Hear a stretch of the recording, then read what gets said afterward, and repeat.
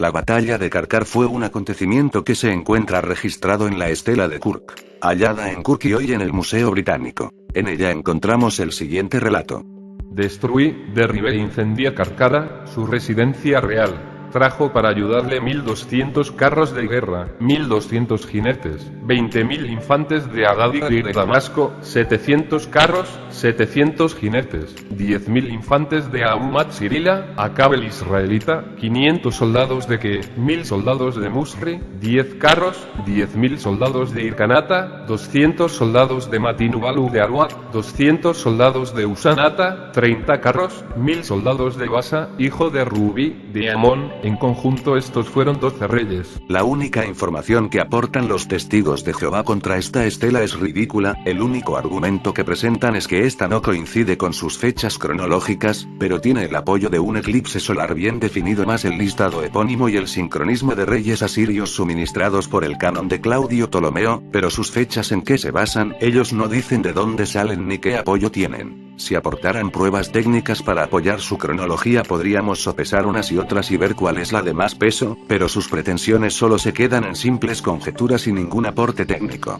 12 años después de la batalla de Karkar, en otra expedición hacia el oeste, en el año 18 del reinado de Salmanasar, este luchó contra Hazael de Damasco y recibió tributo de Yahuamrunio Jehú, hijo de Omri, es decir de la tierra de Omri, o sea Israel. Salmanasar III reinó entre los años 858 a 824 en base a la lista Limu. El quinto y sexto año de Salmanasar fueron los dos últimos años del reinado de Acab de Israel y 12 años más tarde. El primero del rey Jehú, ya que hay dos reinados en el ínterin, con un total de 12 años totales de reinado que se computan sin año de ascensión y admitiendo una superposición de un año para cada reinado. Así como los asirios no contaban el año de ascensión como el primero, los judíos sí lo hacían. Por este motivo el primer año de un rey judío podía llegar a ser de algunos meses. Entonces la superposición entre Acab, Ococías, Joram y Jehú equivaldrían a 2 años del reinado de Salmanasar, sumando un total de 12 años y no 14 años. De esta manera queda fijada la fecha del año 853 para la batalla de Karkar y el año 841 cuando Jehú dio tributos al rey asirio. Es más, la presencia del rey Acab en la batalla de Karkar es muy improbable.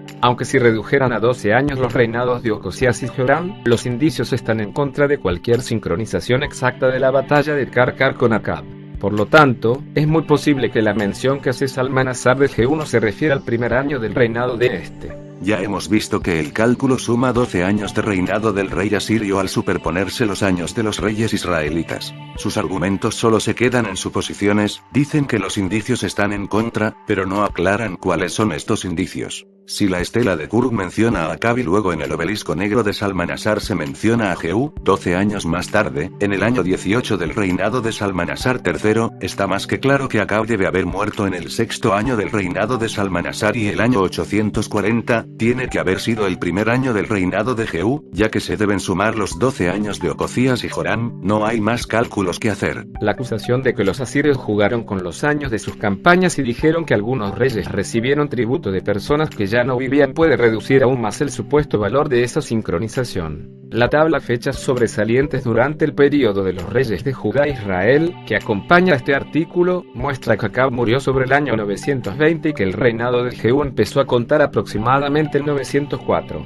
La tabla, fechas sobresalientes durante el período de los reyes de Judá e Israel, carece de fiabilidad ya que no se apoya en nada y la Biblia no tiene fechas en el calendario juliano. La cronología bíblica está incompleta, así que no es tan sencillo como ellos lo pintan, el ir sumando años desde un punto de partida. Las fechas de la cronología de Asiria son el producto del análisis de la lista de epónimos, una fecha fijada por un eclipse solar y luego el sincronismo con el canon real de Ptolomeo basado en dataciones por eclipses. La historia seglar armoniza y concuerda. Utilizando esta información y teniendo en cuenta sus sincronismos con los reyes israelitas podemos fechar una parte del período del reinado de Judá e Israel con bastante precisión. Debemos saber que el canon de Ptolomeo solo menciona a los reyes que reinaron en Babilonia, mientras que la lista de epónimos indica a los de Asiria. En algunos casos un mismo rey ha gobernado las dos capitales, es así que Tiglat-Pileser toma el poder de Babilonia en el año 731. La próxima fecha de Ptolomeo es 726, corresponde al primer año de Salmanasar V, rey de Asiria que asciende al trono en el año 727.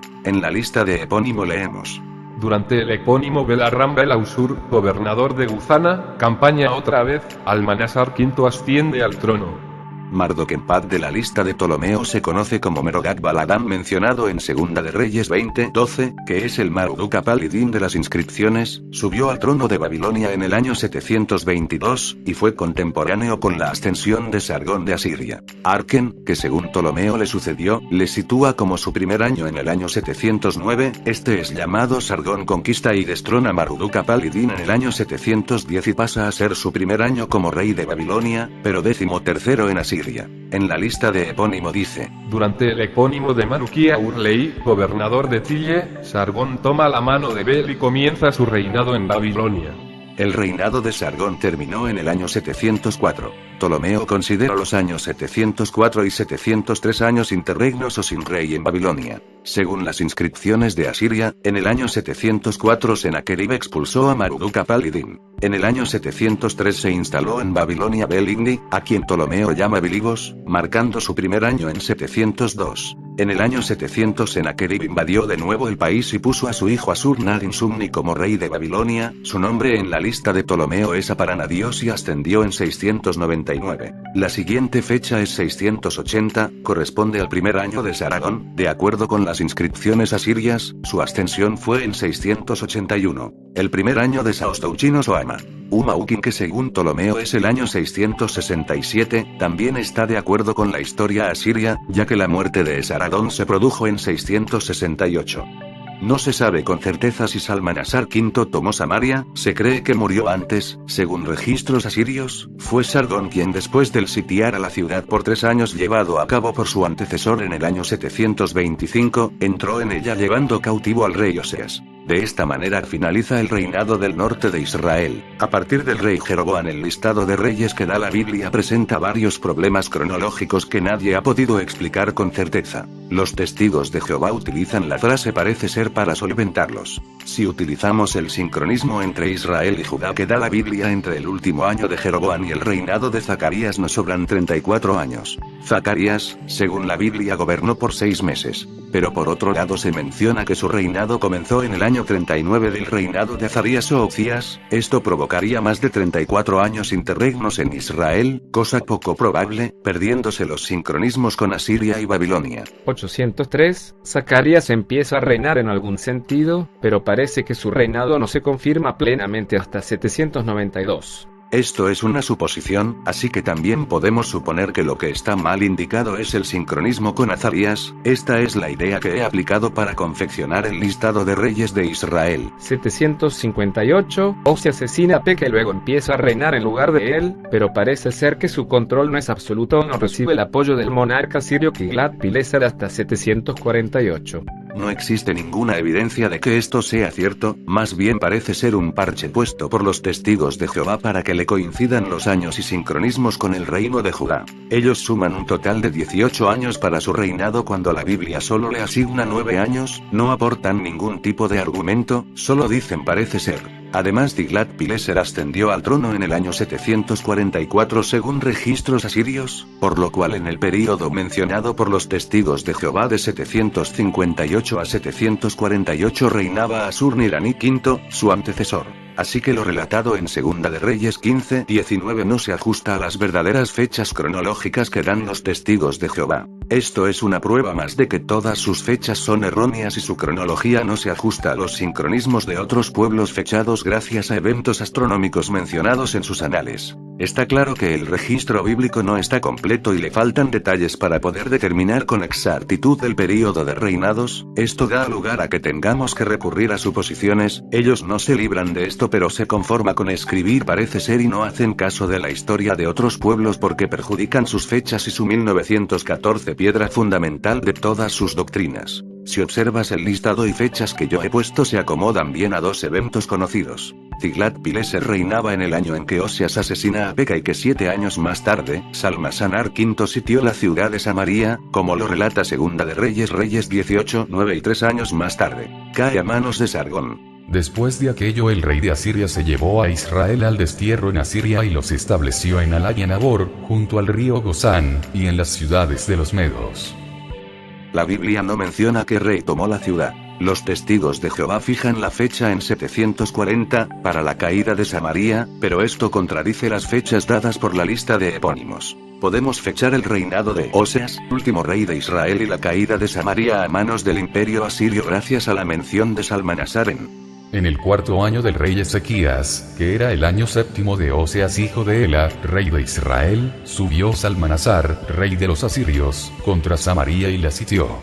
El año 725 es el séptimo año de Oseas y cuarto año de Ezequías. La ciudad estuvo sitiada por Salmanasar unos 3 años y Oseas fue llevado cautivo en el año 722. Estas fechas coinciden perfectamente con el listado, porque según el listado de epónimos, Salmanasar solo reinó por 6 años y su último año también fue el 722, aunque como ya he dicho, los registros asirios indican que fue su sucesor Sargón, el que tomó Samaria. Es interesante ver también que podemos fijar el primer año de la corregencia de Ezequías en el 727, las razones del por qué se deduce esta corregencia la explicaré luego cuando tratemos el reinado de Judá.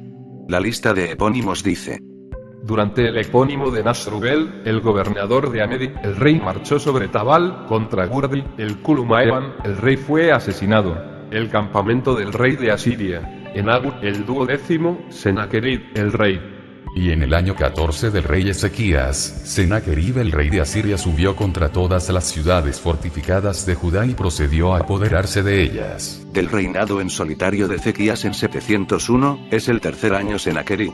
Los testigos de Jehová fijan a Senaquerib invadiendo a Judá en 732. Aquí aparecen 31 años de más con respecto a la lista de epónimos.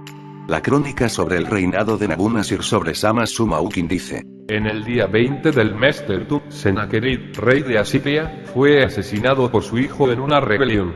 Por 24 años Senaquerib, el primer año de Saradón cuando Nabuzer-Kitilibir, gobernador de la Sealán.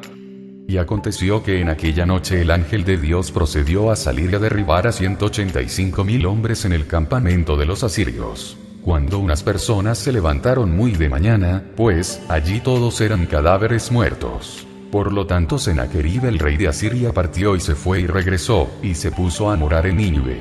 Y aconteció que, mientras se inclinaba en la casa de Nisroch su dios, Adramelech y Sarecer, sus hijos, lo derribaron ellos mismos a espada, y ellos mismos escaparon a la tierra de Ararat, y Esaradón su hijo empezó a reinar en lugar de él. Esaradón es el número 13 de la lista del canon de Claudio Ptolomeo y según listado fijamos el año de su ascensión en el año 680. La lista de epónimos fija el último año de Senaquerib en el 681. Tenemos entonces una serie de fechas de reyes israelitas que las obtenemos gracias a los sincronismos con los reyes de Asiria. ¿A dónde vamos a llegar?